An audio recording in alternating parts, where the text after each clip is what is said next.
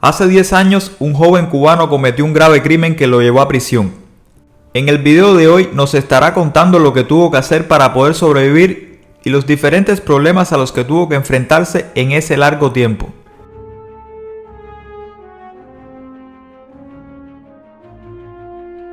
Cómo intenta ganarse la vida actualmente y los sacrificios que tiene que hacer para poder proveer a su familia. Vi cosas feas. Feas que mismo en la calle, que en la calle uno puede correr, por adentro no se corre. Nunca pensé estar adentro, encerrado mucho tiempo. Habían otras cosas que uno durmiendo, uno también veía a la gente. Y mi peor experiencia fue que piensen que yo había dado otro trastazo más y no. Para yo coger un poco de sol, yo tenía que cogerlo por el balostre cuando el sol entraba. Y esas cosas también me fue tocando, porque yo también tuve que fajarme allá adentro varias veces. A veces la vida nos pone pruebas difíciles y tenemos que actuar. Y a veces las cosas no terminan de la mejor manera.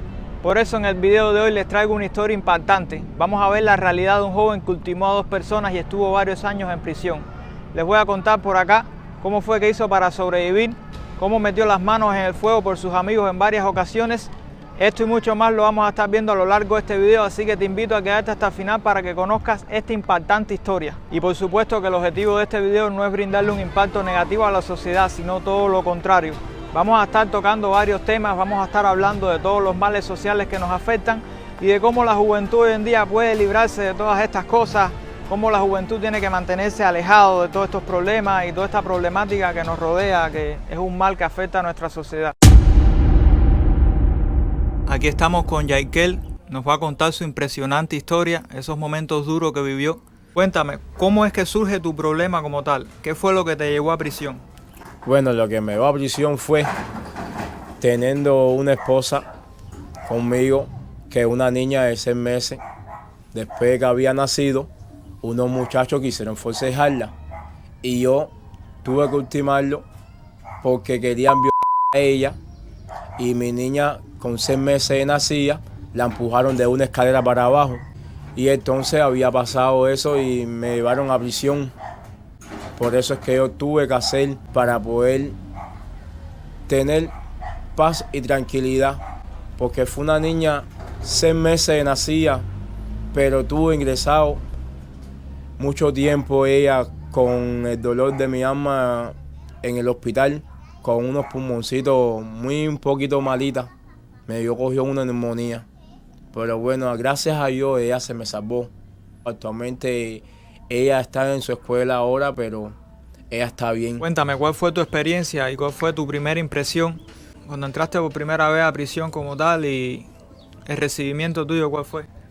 Bueno, el recibimiento mío fue no tan bien, pero también cuando uno entra nuevo, por lo menos en la parte donde están los nuevos también, ahí nadie no se veía un poco en madurismo como cuando uno pasa después de un piso para otro. Porque cuando uno está en un piso que está en los pendientes, como uno dice, en los pendientes, somos todo el mundo primario. Pero ya la vez que lo pasen para los pisos ya, en los pisos ya la gente ya es otra cosa. Nuevo. El nuevo viene y le traen. Otros quieren cambiar crédito, entonces uno dice, no, lo que me trae mi familia yo no quiero cambiarlo, eso es mío. Entonces, a ver, se vive, a veces la mayoría la viven en una cabronada de otro sentido, de que no, querer, no, que cámbiame esto, no, que y uno dice que no, pero otros no entienden eso. Con el sacrificio de la familia que tiene que buscar traerle las cosas. Yo adentro no tengo pena. Cuando yo entré yo le pedía uvas a hilo a mi mamá. Mi mamá no es mi mamá la que me crió, es mejor dicho la que me hizo, sino a otra persona que es como también fuera mi mamá, que era mi mamá, que es mi tía, que se asumió toda la responsabilidad.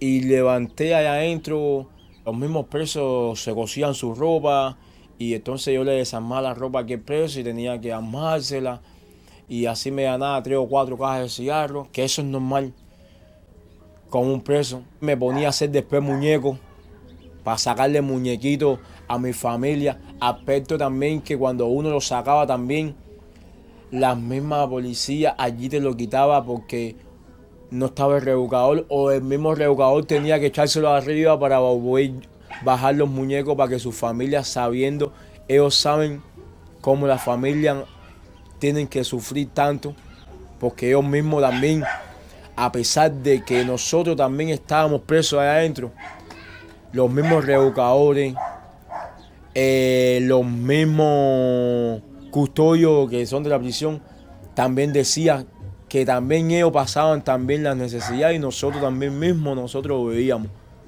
Pero cuando ya me habían cambiado para otros lugares, ya que me fui de una prisión para otra, ya las cosas habían cambiado. Como les explico, ya entrando personas nuevas, ya otras personas ya veían una actitud que no era.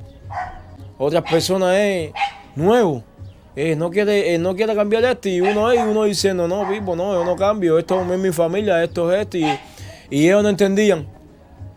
Regazaban la pelea o querían meterle la mano a eso, y entonces uno tenía que actuar, porque entonces si uno mismo no actuamos, bien pasaba de que venía el otro, no, mira cómo le mete el pie, mira, no, y yo no vivía eso, yo vivo el que ayudaba, el que yo podía ayudar. Si dejas pasar una, te pasan todas por arriba. Así mismitico, si dejas pasarla a uno, te pasan todo por arriba. Entonces, cuando llegara tu familia, nada, ¿qué pasó? Nada, no pasó nada. Después cuando llega tu familia a la próxima visita con las cosas de la java, la comida y eso, ya nada te pertenece a ti, ya todo lo tienes comprometido. Así mismo, tenía que estar yo dando las cosas a la gente. Por eso es que si yo no me hubiera puesto duro, yo me iba a pasar también lo mismo. Yo soy una persona que realmente, que si yo no me hubiera puesto duro desde el primer momento que yo entré,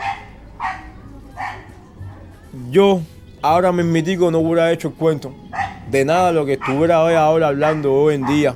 Por la causa que tú entraste como tal, ya los demás presos como tal no te debían un respeto a ti. Sí, demasiado me respetaban, yo respetaban y ellos me respetaban.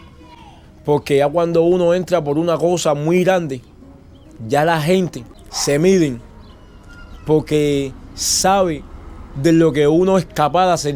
Porque ahí también hay peores que uno y hay mejores que uno, pero la actitud de respeto de un preso a otro es que uno se lo ganaba. Que los mismas gente que eran más viejas que uno, lo decía, el respeto es el respeto, la ganancia es la ganancia de uno, y yo me dejaba respetar por todo. Lo que tampoco, como mismo me decían ellos, nunca deje que ninguno te chotee, que te cojan para eso, vive como tú siempre has vivido. Yo me mantenía en mi pasillo, de mi pasillito donde me tocaba a mí, me iba a ver mi televisor, pero nunca le aguantaba una mala crianza a nadie. Porque de aguantarle la primera mala crianza es que todo el mundo te pase por arriba. Y yo nunca dejaba que nadie me pasaba por arriba. Más bien, si daba un consejo lo daba. Si no lo tomaba, veía que se buscaba su mismo problema, yo me echaba para atrás y dejaba que se buscara el problema. Pero no me metía en ningún problema, no me metía en ningún juego. Cuéntanos acerca de tu primer problema por causa de un amigo tuyo, eso que me estabas hablando ahorita. El primer problema que yo tuve en prisión fue un muchacho que iba a pabellón y a la hora de virar, que él después salió de su pabellón, otro muchacho cogió una foto y se fue para el baño. Prácticamente eso no me gustó tampoco, parecido también a lo mío. Tuve que también ahí fajarme ese día y defenderlo, porque no me gustaría que tampoco, que me sucediera también a mí. ¿Tú me entiendes? No se sabe el día de mañana en qué también uno pueda necesitar. En algunas partes también podía evitar los problemas, porque también cuando llegaba mi familia a una visita, lo primero que me decía es que no me buscara un problema, porque un problema también que te buscaras allá adentro es que tú empezaras de cero. Imagínate tú, pongo un ejemplo, ¿cuánta gente yo había visto allá adentro que ya le faltaban nada más que 6 meses por salir y habían llevado ya 5 o 6 años y ya he tenido que empezar de cero? Entonces es lo que no podía, Yo voy a evitar los problemas o también los evitaba. Le decía a fulano, mengano, no, mira, esto es así. Pero no me voy a meterle en problemas de nadie porque hubiera empezado otra vez a ser tratada por todos los medios de alejarme un poco del alcance de la gente. Porque había visto cosas ya en el mismo departamento, uno de esos, vi cosas feas. Feas que no es lo mismo en la calle, que en la calle uno puede correr, por adentro y no se corre. Es trancado constantemente. Y cuando sacan sus cositas ahí, yo tenía que mantenerme a mí arriba de la cama. No por miedo, pero si no hay problema no conmigo, pero veía que lo cogían también hasta con uno mismo. Y uno lo que no podía es evitar, tú tenías que cuidarse uno de su cara. ¿Tú me entiendes? Vi cosas feas. Y lo que no podía es de estar ya 9 años, 8 años, y por una simple cosa, yo empiece de cero otra vez de nuevo.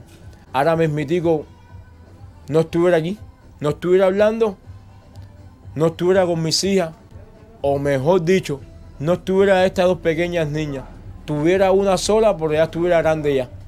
Pero no tuviera estas dos niñas, estas dos pequeñas, actualmente ahora. Nunca hubieran existido. Nunca hubiera existido esta muchacha que estoy ahora, porque nunca la hubiera conocido. Muchas cosas no serían como son ahora hoy en día. Hoy en día no. Entonces, tú te limitabas a muchas cosas también, ¿sabes? Porque tenías que jugarla con todo tipo de código adentro, porque tú sabes que si no estás a la viva, te pasan por arriba. Bueno, sí. Tenía que también constantemente cuidar el maletín mío. Porque también ahí adentro, lo mismo que hay gente por cualquier cosa, por robar, por esto, por lo otro, y uno tenía que cuidar su maletín, que no te cogieran el jabón, no te cogieran nada en el saco, que no te cogieran y te abrieran un saco por debajo y entonces tú veías que el saco estaba lleno o el eso estaba lleno y cuando tú abrieras no hubiera nada. Después nadie sabe, ¿tú me entiendes? Allá adentro, para poder sobrevivir, también tuve que hacer otra cosa también. Tuve que hacerme mago con las manos, de hacer tatuajes. Tuve que hacer y aplicar para poder yo sobrevivir también, ganarme las cajas y poder sacarle también, hacer muñecas y poderle sacarle a mi tía. La gente me pagaba con caja, por el que no podía pagarme con caja. En la misma visita a mi tía le decía, bueno, él me debe 40 cajas. La familia aquella te va a dar 40 fulas, que son 40 cajas. Aquel me debe 30, este va a dar 30 fulas. Y eso es lo que mi tía, yo llevé a mi tía a sobrevivir un poco más y que me diera más fuerza. Cuando ya me iba quedando menos años ya, yo le decía a mi tía ya, porque ya veía ya que el mismo revocador me dijo a mí que ya cuando me tocaba ya mi campamento ya de mucho tiempo que estaba ya denegado, que cogiera y si podía decirle a tu tía que viniera un mes y un mes no, porque era mi tía sola. Era mi tía sola y actualmente ahora mismo mi tía tiene problemas en los huesos. Osteoporosis, ¿no? Se llama esa enfermedad. Exactamente. Tiene que estar en el tiempo de frialdad, tiene que estar yendo 3 veces al día. Todo eso es medida debido a todo el sacrificio que tuvo que hacer para poderte alcanzar la comida de arriba, para poder, aunque sea, hacer algo por ti, llevarte, estar presente ahí en los momentos, porque en este tipo de situaciones la familia de uno es quien asume, principalmente la madre en estos casos, ¿no? O el que esté presente ahí con uno. Exactamente. O bien tenía que ir a levantarse bien temprano, a hacer las cosas, y como a las 10 y pico de la noche, o un primo mío acompañarla a ella hasta el paradero que era antes, en la Plaza de la Evolución, a esperar la guagua que saliera a las 5 de la mañana, y ella irse para allá, para Matanza. Me dices que padeces de una enfermedad. ¿Qué tipo de enfermedad es esa? A ver, no una enfermedad como tal, pero cogía mucha humedad y para yo coger un poco de sol yo tenía que cogerlo por el balostre cuando el sol entraba. Entonces, una vez fui al baño, fui a hacer un poco de palareta y me caí. Me dolió mucho el pecho, que es como si fueras infarto. Que eso tiene un nombre que se llama osteocondritis. Se le hincha un poco los pulmones y cuando el brazo se le hincha, se le pone caliente. Para eso uno debe tomar nada más paracetamol o metrocarbamol y Poliví. Y cuando no hay, te le mandan al hospital que te lo inyecten en la parte de atrás para que se alivie el dolor. Porque, a ver, es que entre los pulmones y la parte del pecho se te contrae, se te cierra, que no puedes respirar. Me pasaba días y días, como me dice la enfermera, pásate días y días con la almohada en la espalda, pero expulsado hacia adelante para poder yo respirar, porque no me daba respirar. Y yo tenía mucho miedo de que fuera otra cosa. ¿Cuál fue la experiencia más dura que te tocó vivir allá adentro? Bueno, la experiencia más dura es que yo tuve que también a someterme, que yo nunca he tenido que, depender de nadie. He tenido que depender de adentro de la misma policía, tenía que esperar que tocara la hora de almuerzo, esperar la hora de la comida, tenía que hacer caso. Y también que tenía que ir a la escuela, a pesar de todo. Para yo poder coger un pabellón tenía que matricularme en la escuela, porque si no, no podía coger un pabellón de 18 horas. Tenía que estar en la escuela para poder yo tener visitas de otra forma, a pesar de otra visita mía que me toca normal como tal. Pero bueno, para coger la otra visita tenía que ir a la escuela, tenía que ganárselo. ¿Cómo ves que pasa el tiempo allá adentro en diferencia de cómo pasa aquí afuera? Bueno, no pasa igual y tampoco es igual. El tiempo aquí afuera corre y uno lo ve porque uno está haciendo cosas. Está limpiando, está cocinando o tiene que ir a un mandado. Pero allá adentro no es igual. Allá adentro uno se levanta y uno dice, coño, las horas no corren.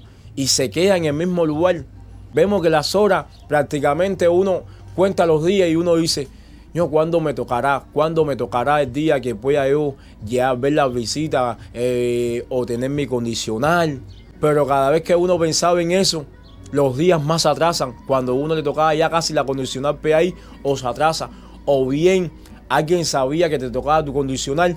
Siempre había alguien que se te ponía entre medio y uno tenía que discutir, o alguien hacía algo, entonces tú lo regañabas. Y tú me estás diciendo que cuando las personas saben que estabas a punto de salir de pase, de condicional, como que te intentaban buscar problemas o trataban de impedirlo. Sí, hay quien uno le caía bien, hay quien uno le caía mal. Hay quien miraba que, por ejemplo, tenía una muchachita que iba a vernos a nosotros con las familiares, y entonces el que no tenía, para que no coja un pabellón, ¿tú me entiendes? Vamos a discutir con él, o en momento uno querer ponerse a jugar, aunque sea no al interés, porque nunca jugaba al interés, pero me ponía a jugar al dominó para que sea pasarle el rato, me jugaba parchí. Pero al que no le gustaba perder, entonces ya era una discusión, o el otro discutiendo, uno se metía en el medio, entonces ya las discusiones ya no eran entre los dos, ya las discusiones eran entre nosotros mismos ya después ya. Eso sucedía por motivo de celo, de envidia, ¿sabes? De que ellos no y tú sí. El problema es que los reclutas allá adentro, que se le dicen a los presos, los reclutas a nosotros, eso es que es la envidia de los mismos amistades, de las mismas gente que estaban allá adentro, que otros tenían, otros no podían tener. Y eso es lo que se vive allá adentro, que otro no le gustaba. Mira ese muchacho va a eso, mira el otro muchacho va a esto. Entonces cuando uno venía, o bien venía con un saco, entonces uno repartía algunas cositas para que se sentían bien, pero también habían otras cosas que uno durmiendo, uno también veía a la gente metiendo la mano al otro en el saco, entonces no me gustaba y uno tenía que estar defendiendo, coño, mi hermano, cuida tu saco, que fulano te estaba queriendo hacer esto. Entonces, uno no era, a ver, ¿cómo explicarte? No era a robarle a nosotros, sino a robarle a otras personas, pero no me gustaría, porque como mismo se lo hubieran hecho a esa persona, también me lo hubieran hecho a mí también, y entonces me lo hacen y uno requiere, pero en ese momento la falta de las personas no iban a entrar en eso. te iban a decir, no, a mí no me importa, si no fájate, y tiene constantemente, tenía que estar discutiendo, o bien uno salía fajado, o bien uno ya estaba allá con un trastazo dado, porque ahí prácticamente nadie se mete en nada de eso. Y mi peor experiencia fue que yo vi que todo el mundo salía, hay quien no entraba, y yo veía que todo el mundo se iba y yo me quedaba también. Y eso a mí me dolió. Me dolió porque tampoco no me tocaba, a mí tampoco. No me tocaba. En otras ocasiones también tuve mis pequeñas discusiones fuertes. ¿Y eso por qué? Por defender o porque me toquen cualquier cosa que sea mío. O también a la hora que uno también a veces venía el agua. También. Y en el baño. Uno oye, el último este, el último lo otro, entonces ya se bañaban, veían que ya se bañaban, entonces se bañaban doble, o veían que debía bañarse doble, cuando no, uno también dejaba el baño sucio, entonces veía, coño, habiendo agua no descargaban también el baño, y esas cosas también me fue tocando, porque yo también tuve que fajarme allá adentro varias veces, como varias veces amanecí en el lavador también. ¿Amanecías qué? En el lavador. 6 días, 7, 8 días. ¿Qué viene siendo eso? ¿Como una celda de castigo? Eso siendo como una celda de castigo. Ahí el almuerzo y comida, pero sin bañarme. Pasaba varios días ahí. Nada, pero ya estás aquí ya tu realidad va a ir cambiando poco a poco. Ya más o menos te has ido haciendo de algunas cositas, has mejorado la casa en la medida de tus posibilidades y tienes a tus hijas y a tu esposa al lado tuyo apoyándote aquí. Y nada, mi hermano, es para adelante. No hay de otra, hay que salir adelante. Tiene que estar dentro 1 año y 6 meses, 2 años y 3 meses para uno coger el pase. Y cada vez que me tocaba la acondicionar me lo veneaban. Y así me empezaron a venear la acondicionar. Y estuve 9 años veneándome. Cada vez que pasaba 1 año me lo veneaban. Y eso ya me ponía triste. En el primero cuando me tocaba después de 1 año a 3 meses y pico que yo tenía que ir para campamento. Me dijeron que a los 4 años ya me venearon. Y ahí fue donde empecé yo a bajar la decaimiento. Que ya me dijeron de que si era para el otro año. Entonces cuando ya el otro año veía que me lo volvían a venear y nunca sabía cuándo. Es que decir, uno sabe cuando entra, pero no sale cuando sale. Eso me topó mucho. Y lo que más me deprimió a mí fue que mis amistades y mi familia sí sabían, pero que no sabía era mi mamá. Eso sí a mí me topó mucho. Y el cariño que yo podía darle a mi hija, que nunca se lo pude dar. Nunca le pude dar el cariño, nunca pude jugar con ella. Pues vivió 6 meses. Fue cuando yo la vi nada más con 6 meses que la cargué, nada más que en el hospital. Y después de 6 meses que yo caí, estuve 9 años y 11 meses, con 3 meses preso y un solo pase. Fue cuando yo reconocí a mi hija en una guagua. Gracias a mi papá y gracias a la mujer que yo tenía tiempo atrás, que fue que le dijo, mira a tu papá. Y como único pude reconocerla a mi hija y mi hija me reconoció por foto. Porque siempre ella le mencionaba en la foto y siempre se la enseñaba en la foto. Por eso fue que ella me reconoce a mí. Realmente que yo soy su papá. Wow, qué fuerte todo esto, ¿verdad? Mi tope. No, es que la vida no es perfecta y este mundo no es perfecto, sucede estas cosas y peor. Y actualmente mira lo que es la vida. Mi hija cumplió 12 años el 10 de octubre y yo cumplo el 24 de octubre. Y la madre de mi hija, yo la defendí y la traje nada más que una sola vez aquí nada más.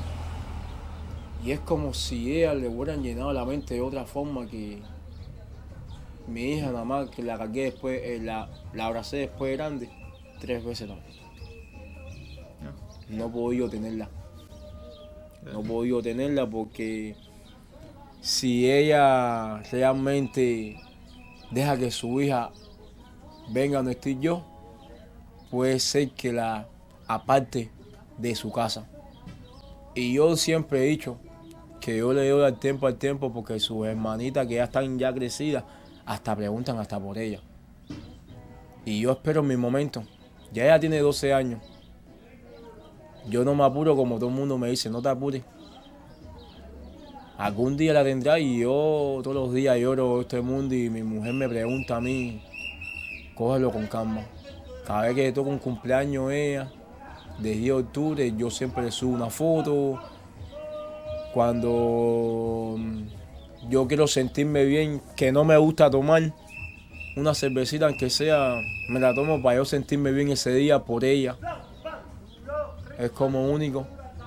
Sentirme bien y mirarle en la foto cuando yo abro el celular de mi mujer, yo lo veo y yo veo la foto de ella, es como único que puedo sentirme bien. Si pudieses cambiar algo de esta oscura realidad, ¿qué fuera lo que sería? A pesar, mi vida todavía ha sido un poco dura porque me trato de defender, pero hubiera cambiado el tiempo atrás y hubiera estos meses que yo pasé y estos años que yo pasé sin tener a mi hija crecer. La verdad es que pasé más rato allá adentro, sin verla crecer a mi hija, sin verla jugar. Es decir, por ejemplo, si tú pudieses regresar al pasado, tú quisieras borrar toda esta experiencia y todo el tiempo ese dedicárselo a tu hija, es decir, disfrutar de la infancia de tu hija como tal, pasar tiempo en familia, pasar tiempo con tus padres. ¿Cómo te sientes haber perdido todo eso? Me sentí un poco agobiado, es decir, me sentí solo, porque nunca pensé estar adentro, encerrado mucho tiempo, y me sentí solo, como sin nadie a mi alrededor.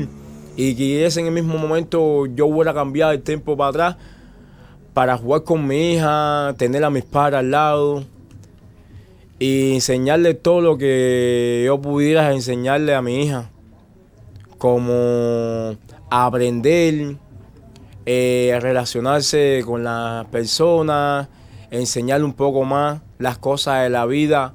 ¿Cuál fue tu impacto el primer día de tu libertad cuando saliste y viste las cosas en la calle? Cuando chocaste con esta realidad, ¿cómo fue tu reacción? El impacto que yo choqué en esta realidad cuando yo salí de condicional, lo primero que me dio fue por pensar en una simple cosa, pensar en mi mamá.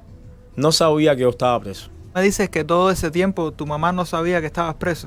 No lo sabía. Wow. Mi mamá no sabía que yo estaba preso porque mi mamá se me enfermó de los nervios y tiene el corazón más grande que la capacidad. Y ella en este tiempo ella no lo sabía. Cuando ella vino a saberlo fue una vez que yo llegué a la casa, le toqué, pensé que ella no estaba ahí y lo que yo quise fue abrir la puerta de mi casa y me salió ella frente y no sabía ni cómo responderle, no sabía cómo hablar con ella, con las lágrimas afuera. Lo único que lo hice fue soltar las cosas y abrazarle y llorar. No podía más hacer más nada. Ese día, vaya, ni salí. Yo ni salí de ahí de mi casa. Estuve todo el tiempo con ella. Todo el tiempo. 5 días que le dan a nosotros cuando uno sale ante ir al tribunal para ponernos a trabajar. Y bueno, yo tuve con esos días, estuve con mi mamá ahí. Y después que pasé esos días fue que yo tuve que tener el valor como hijo y como madre que me dijo, ve a ver a su hija. Si no fuera por ella, ahora mismitico no tuviera esta fuerza de tener yo que estar presente ahora mismo. Las madres y los hijos son lo más grande que uno tiene en la vida. ¿Qué sentiste cuando viste a tu hija por primera vez después de tanto tiempo? Me sentí alegre. Yo cuando vi a mi hija por primera vez y cuando la vi, ya estaba grande ya, pero me dio tremenda alegría. Lo único que era, bueno, me senté en el parque, era caminar con ella para aquí, caminar con ella para acá, abrazarla, de la emoción que tenía. Yo no podía las lágrimas contenerla, no podía. Yaikel, cuéntame, ¿cómo te sientes ante la sociedad? Bueno, ante la sociedad yo me siento un poco bien, pero a la vez un poco mal. Yo tengo ahora mismitico 34 años y llevo viendo que hoy los muchachos, la juventud en la calle, ahora mismitico están de otra forma que yo prácticamente cuando yo entré no estaban así. El tiempo pasa, los muchachitos con los papelitos que se dedican, pierden y se gastan el dinero en cosas que realmente no debería ser, en vez de ganárselo comiendo, almorzando, desayunando. Han perdido 1000 vidas, he visto en la calle que han perdido por los papelitos, y yo lo que trato es darles consejos, porque realmente yo nunca en mi vida lo hice, pero sí sé qué cosa es estar preso. Pero la mayoría de los muchachos no saben qué cosa es estar preso. Para ellos piensan que todo es un juego, pero el juego para mí no es. Porque ahora lo estás viendo que estás aquí afuera, pero cuando estás allá adentro, te agotas con la verdad. Que cuando uno se levanta todos los días y tenga que estar mirando las mismas caras, o tenga que estar 5 de la mañana de pie, 6 de la mañana desayuno, 8 de la mañana para la escuela. Si no te apuntas a una escuela, no puedes, como mismo dije, no puedes ir a un pabellón. Si no, también tienes que esperar que llegue la hora de almuerzo. No es lo mismo que estar en la calle, que en la calle por lo menos uno dice, voy a comprarme una pizza. Tú te la compras. O tu mamá, cualquiera te ayuda. Pero allá adentro no. Allá adentro tienes que esperar. Y hay mil cosas, uno también se sienta y se acuesta y uno pensando todo el día qué estará haciendo la familia, qué estará haciendo los hijos de uno, la familia, las amistades. ¿Cómo le haces así para buscar un trabajo? ¿Cómo te sientes así cuando vas a algún sitio como tal a tratar de ganarte la vida? A veces yo salgo para la calle a buscar un trabajo, y cuando me ven que me registro en la computadora, me sale como yo estuve preso, y entonces me rechazan para atrás, que no puedo trabajar, y entonces salgo a buscar lo otro y también me dicen lo mismo. Entonces no puedo, porque entonces ya por pena ya la gente cuando va a un centro de trabajo me dicen que no puedo trabajar por motivo que ha estado preso. Entonces yo digo, ¿de qué forma me ganara la vida?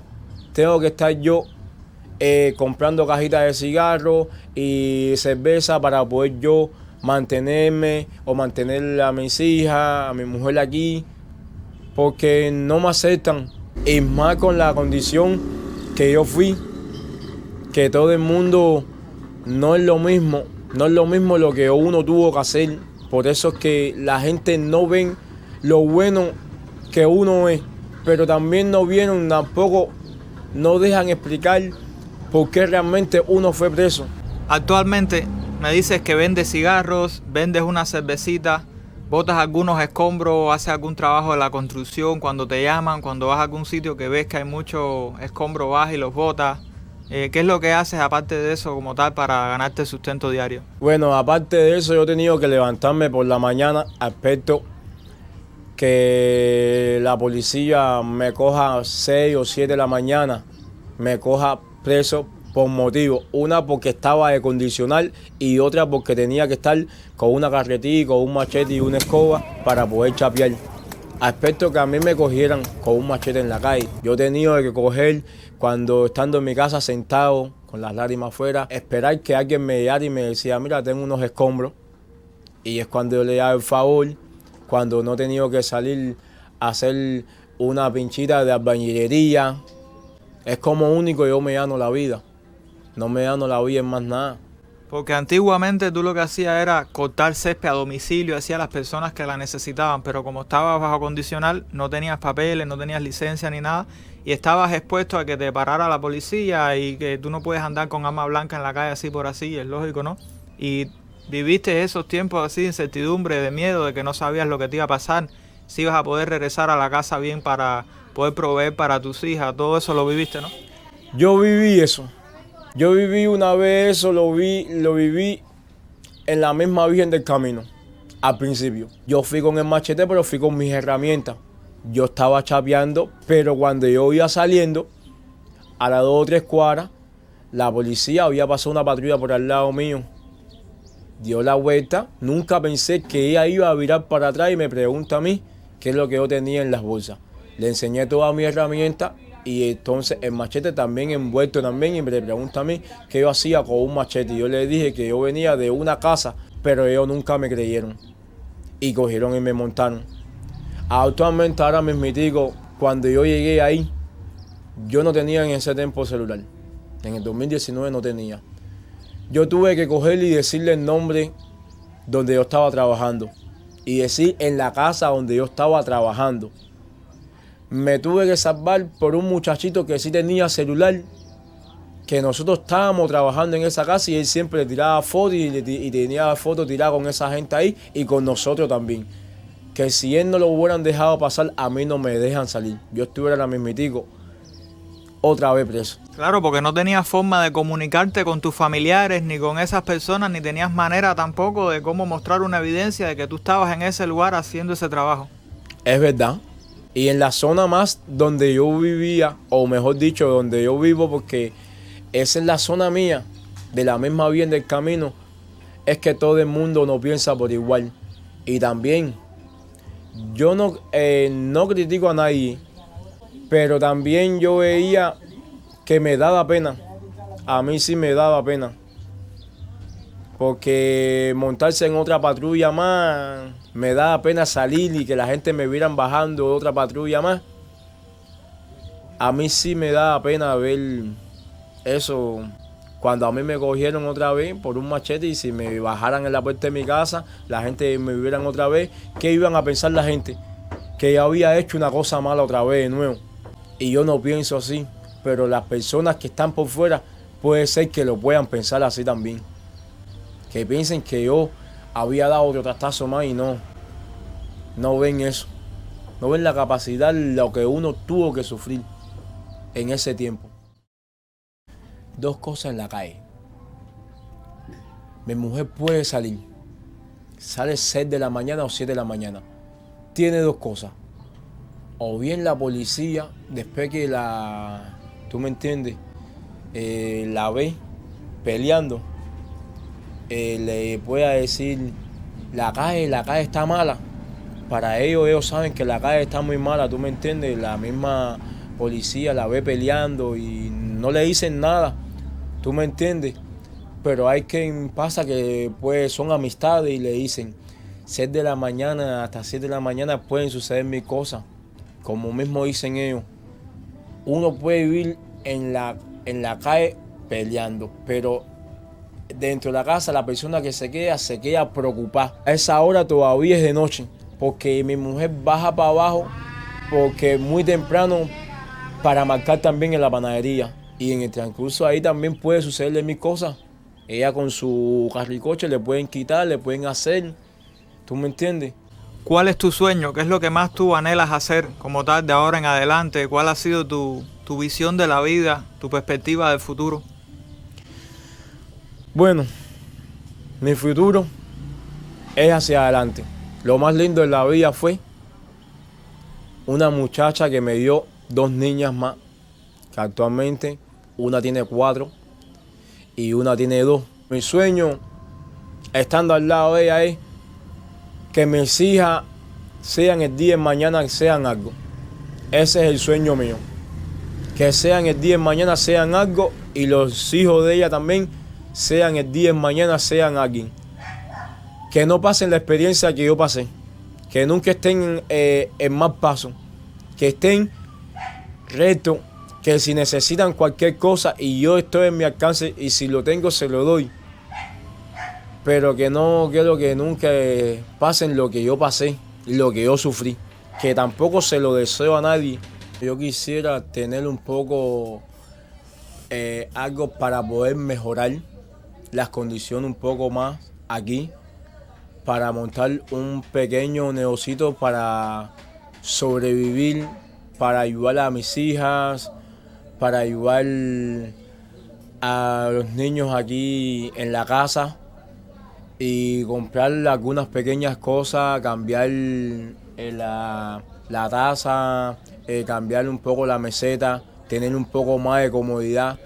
El problema es que yo he comprado aquí materiales, pero he tenido que parar cosas que realmente están caras y yo no he podido comprar más.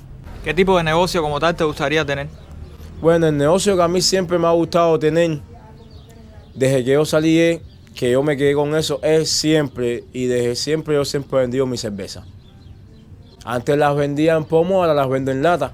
Es decir, que con una pequeña cafetería tú podrías fácilmente brindar este servicio, vender tu cervecita, vender una que otra cosita, ¿saben? Y tener lo tuyo propio y tener una fuente de ingreso gracias a ahí. Sí, así yo puedo sobrevivir y mantener más a mis ganados, porque si no las alimento, nadie me lo va a hacer. Siempre tiene que ser yo o mi esposa. Y cuando mi esposa no tiene, tengo un poco yo, tengo que hacerlo yo. Cuando no tengo, tiene mi esposa. Tu mayor deseo y tu mayor satisfacción es recuperar ese contacto con tu hija, ¿sabes? El primer mayor deseo que yo quisiera, antes que todo, es tener a mi hija presente. Ese es el mayor deseo, tener a mi hija presente.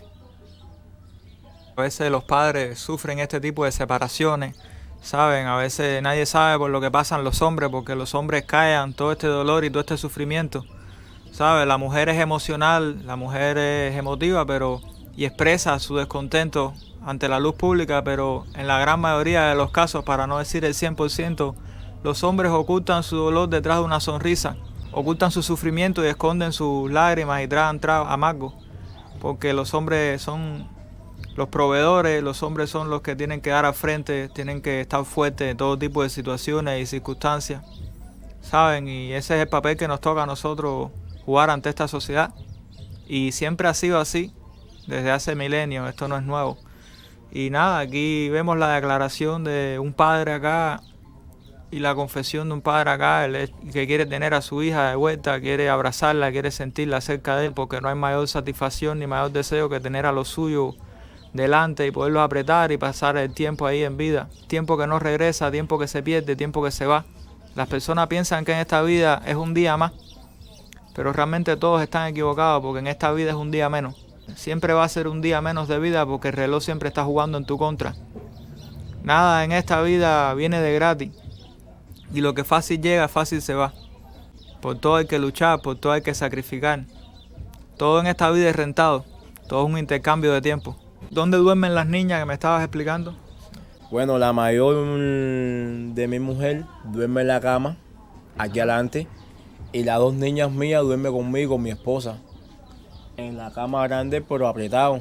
A veces yo no he podido dormir con ellos bien, ¿tú me entiendes? Porque la cama, como ellas van creciendo, yo me acuesto en el sofá, ¿tú me entiendes? Para que ella tenga sus espacios ahí. Para cocinar los alimentos y esas cosas, ¿cómo le hacen aquí? Bueno, una pequeña cocina que yo al principio yo llegué, hice una instalación que puse allá atrás, que la tuve que sacar de la otra casa de al lado para que mi esposa pudiera cocinar y no pudiera atardarse tanto esperando por su mamá o su mamá por ella, ¿tú me entiendes? Para que ella tuviera su cocina aparte. Lo principal es que poco a poco tú has ido creando las pequeñas condiciones por acá, ¿sabes? Hasta donde has podido, hasta en donde las posibilidades te lo han permitido. ¿Ven? Porque aquí quedan muchísimas cosas por hacer, la verdad. Y cuéntame, ¿cómo es que has ido comprando las cositas de acá? ¿Cómo es que te has ido haciendo de las cositas que hay aquí en la casa y eso? Bueno, yo lo he ido comprando al principio que la cerveza me daba bien.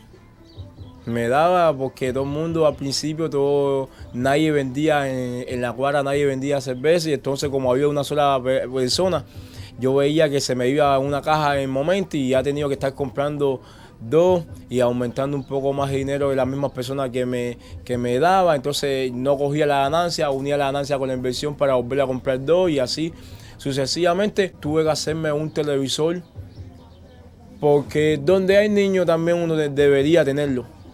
Reparar un poco esto también, Me encontraba en la esquina ahí pedazos de tabla porque se estaba cayendo el techo. ¿Qué tiempo fue como tal el que estuviste allá adentro? Bueno, estuve en Matanza 9 años y 11 meses estuve.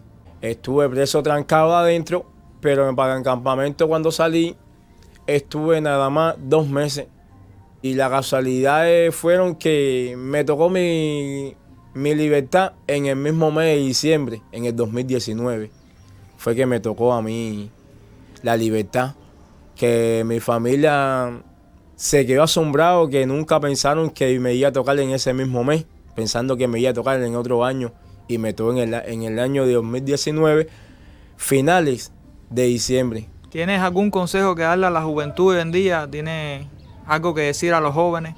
De decirle a los jóvenes que salgan los malos pasos y que aprovechen un poco más la juventud, o que estudien, que aprovechen esas ocasiones.